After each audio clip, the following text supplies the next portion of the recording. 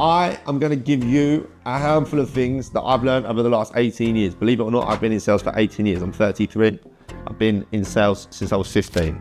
Okay, all different types of sales. And here's some of the things that I picked up. The first thing I picked up is questions. Okay, in no particular order. But what I found that a lot of people don't do, especially here, they're so eager to get the sale done that they miss the questions, right? Questions are key to any sale. If I sit and ask you, what's your age, what's this, where'd you come from, what are you doing? Whereas, if I structure a conversation that I need to pull out valuable information, so I need to understand who you are. Let's, as an example, I'm coming to meet you for an off-plan property. There's going to be things I need to understand. How long have you been here for? How much money have you got? What type of investment do you want? Have you invested before? Why did you invest in them before?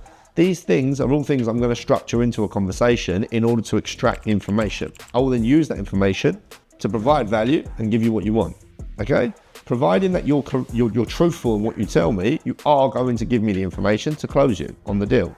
So I think preparing questions is so important. Having those key questions in your mind that you can structure into a conversation, which leads me on to the next point, rapport building. And I've seen it so many times, if you sit a meeting, you sit down, hi, how are you? I'm Gino, nice to meet you. So, we're here today to talk about property, yeah? How much money have you got? You're never gonna get anywhere with that. You might nick a deal here and there. Whereas, if I meet you, and what I would do when I'm coming to sit down with you, the first thing I'm gonna do is introduce myself, sit down, and look at you to find something I have in common with you.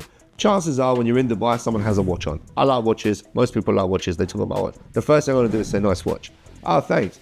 What is it? It's this. Okay, how long have you had it for? I'm going to start you talking. What you'll find when you start to rapport build, right, and you find that common ground is people will go from very tense to then start to relax. You can actually see them relax. The minute they start to relax is the minute you start to get serious. Now, we're here today because you wanted to talk about an investment. Yeah. Now tell me, what have you seen in the market? Tell me, that's how I would be going, right? And that is controlling the situation. It's controlling the scenario, it's building the rapport to build the trust. So the next point is understanding people.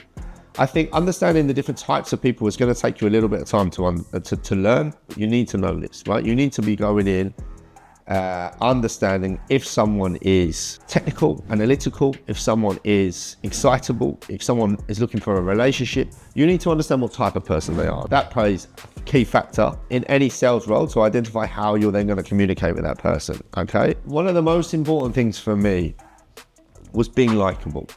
If you can be likable, if you can actually find that common ground and get someone to like you straight away, you're already halfway there. I was told at the age of 15, the 3 things that are going to get you through sales, not necessarily true. 1, do you like people? Do people like you? Make sure they do, and make sure you like communicating with people. Number 2, do you like sport? Most people like sport, and it's such a common ground to find that with. And the last thing, not really applicable in this city, but drinking. Do you like having a pint? Most people will find a common ground over a drink or over dinner or over a lunch, okay? Again, not necessarily here, and it isn't just that. There's a lot more to it than that. But really, that's the basics. And people are simple. Like, this is simple. It's very simple. You don't have to overcomplicate it, right? Being likable, having a handful of questions in your head that you ask every single time, building a process in play that when you're delivering the same presentation every single day, you should know the process. We get to this point and there is an objection, because the objection is this, which means I have to go back and realign. We overcome that and then we move forward. We get to this point, chances are there's an objection. Chances are it's going to be price. So at this point, I'm anticipating so I have a plan B in my head. If you can actually structure that in that way, you're unstoppable. I can't tell you how I structure a meeting, because then if I ever sit with anyone, you're going to know exactly what I'm going to do. But I did the same thing for years and years, every single meeting. It was structured exactly the same.